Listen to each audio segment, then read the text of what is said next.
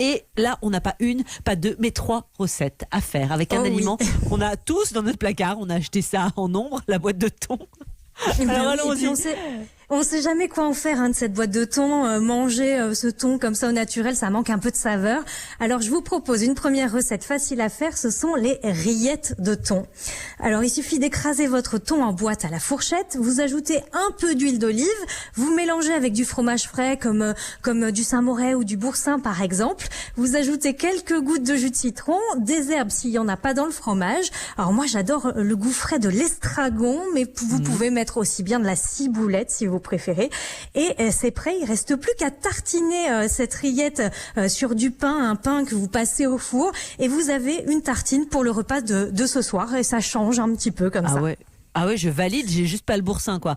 Alors c'est pas grave. Si vous avez du pain de mie, vous pouvez même vous amuser avec les enfants à tartiner vos rillettes entre 2 tranches de pain de mie et vous passez ce sandwich au four et ça fera un croque-thon, pourquoi pas Nathalie. Pas mal. Ouais, j'adore. Alors une autre encore.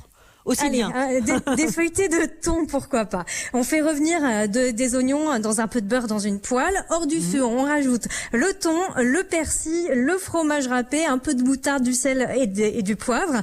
Et on enfourne le tout dans une pâte feuilletée, cette petite farce. Et on fait, par exemple, des petits chaussons.